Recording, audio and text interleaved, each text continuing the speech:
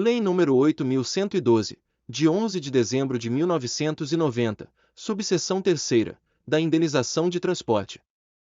Artigo 60º.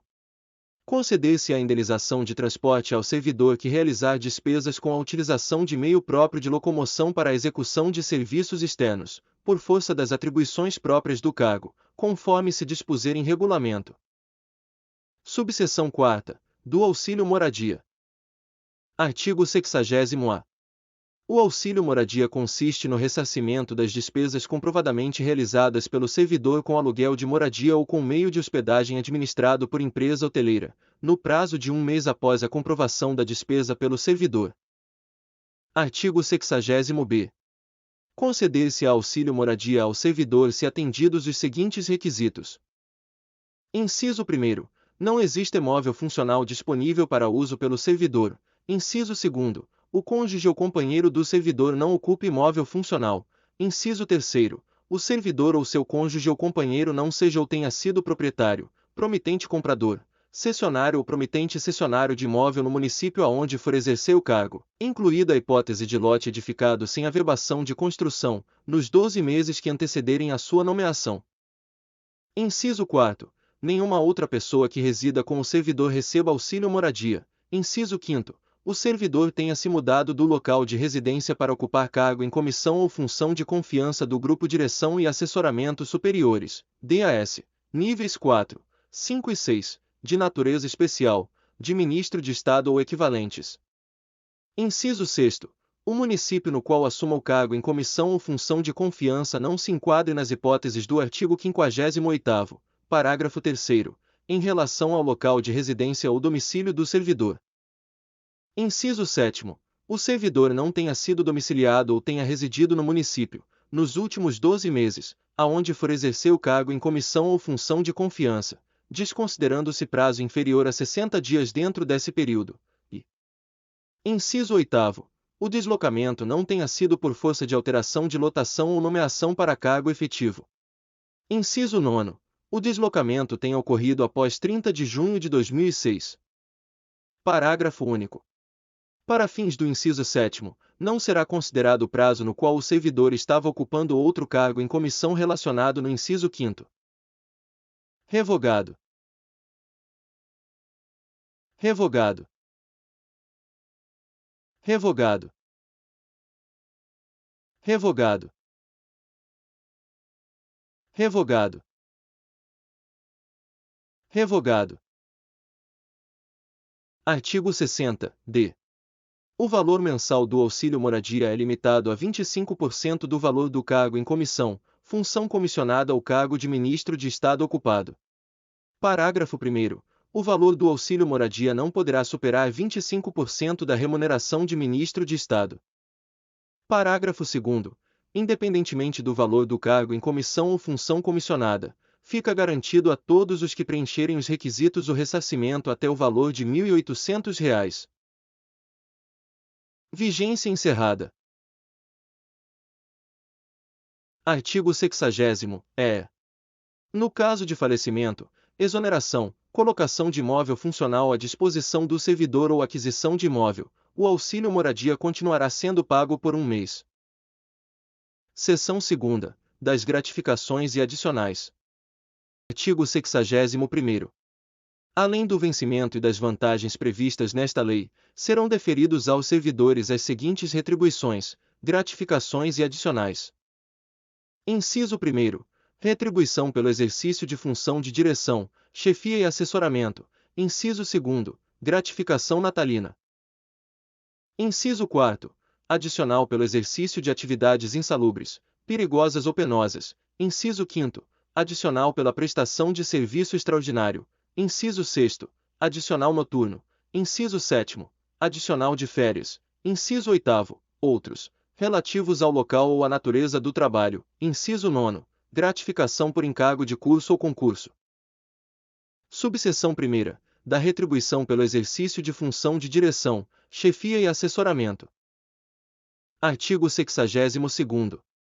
Ao servidor ocupante de cargo efetivo investido em função de direção, chefia ou assessoramento, cargo de provimento em comissão ou de natureza especial é devida retribuição pelo seu exercício. Parágrafo único. Lei específica estabelecerá a remuneração dos cargos em comissão de que trata o inciso 2º do artigo 9º. Artigo 62º-A. Fica transformada em vantagem pessoal nominalmente identificada, VPNI, a incorporação da retribuição pelo exercício de função de direção, chefia ou assessoramento, cargo de provimento em comissão ou de natureza especial a que se referem os artigos 3º e 10º da Lei nº 8.911, de 11 de julho de 1994, e o artigo 3º da Lei nº 9.624, de 2 de abril de 1998. Parágrafo único. A VPNI de que trata o caput deste artigo somente estará sujeita às revisões gerais de remuneração dos servidores públicos federais. Subseção 2ª, da gratificação natalina. Artigo 63º. A gratificação natalina corresponde a 1/12 da remuneração a que o servidor fizer jus no mês de dezembro, por mês de exercício no respectivo ano. Parágrafo único. A fração igual ou superior a 15 dias será considerada como mês integral. Artigo 64º. A gratificação será paga até o dia 20 do mês de dezembro de cada ano. Artigo 65º. O servidor exonerado perceberá sua gratificação natalina, proporcionalmente aos meses de exercício, calculada sobre a remuneração do mês da exoneração. Artigo 66º. A gratificação natalina não será considerada para cálculo de qualquer vantagem pecuniária. Subseção 3ª, do adicional por tempo de serviço. Revogado. Subseção 4ª, dos adicionais de insalubridade, periculosidade ou atividades penosas. Artigo 68º. Os servidores que trabalhem com habitualidade em locais insalubres ou em contato permanente com substâncias tóxicas, radioativas ou com risco de vida, fazem jus a um adicional sobre o vencimento do cargo efetivo.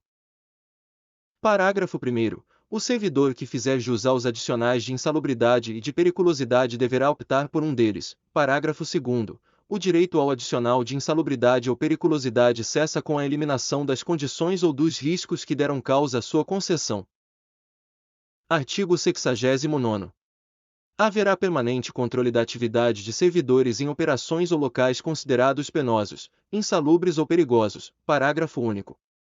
A servidora gestante ou lactante será afastada, enquanto durar a gestação e a lactação, das operações e locais previstos neste artigo, exercendo suas atividades em local salubre e em serviço não penoso e não perigoso. Artigo 70º. Na concessão dos adicionais de atividades penosas, de insalubridade e de periculosidade, serão observadas as situações estabelecidas em legislação específica. Artigo 71º. O adicional de atividade penosa será devido aos servidores em exercício em zonas de fronteira ou em localidades cujas condições de vida o justifiquem, nos termos, condições e limites fixados em regulamento. Artigo 72º. Os locais de trabalho e os servidores que operam com raio-x ou substâncias radioativas serão mantidos sob controle permanente, de modo que as doses de radiação ionizante não ultrapassem o nível máximo previsto na legislação própria. Parágrafo único.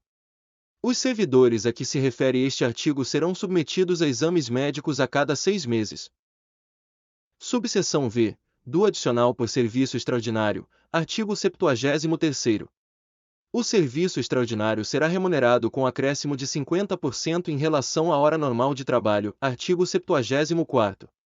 Somente será permitido serviço extraordinário para atender a situações excepcionais e temporárias, respeitado o limite máximo de 2 horas por jornada. Subseção 6ª. Do adicional noturno. Artigo 75º.